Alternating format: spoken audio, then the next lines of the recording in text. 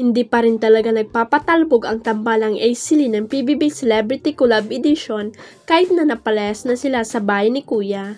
Ngayong napapanood na si Ashley Ortega sa GMA hit action series na Lulong, Pangil ng Maynila ni Ruru Madrid ay inanunsyo na rin ang pagpasok sa show ng kapamilya star na si AC Bonifacio.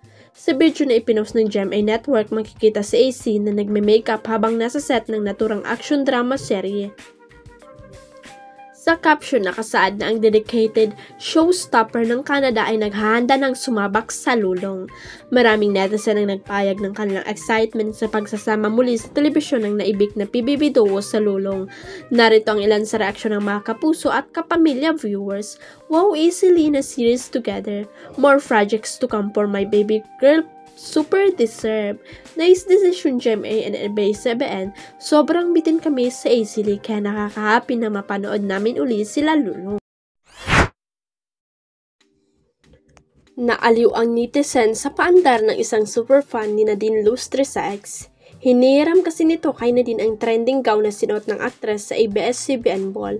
Pinost kasi ng netizen sa kanyang social media ang screenshot ng direct message niya kay Nadine kung saan nagpapaalam ito sa aktres na kung pwede raw niya hirimin ang gown na gawa ni Raju Laurel para gamitin sa kanyang oath-taking dahil magiging LPT o Licensed Professional Teacher na raw siya this May.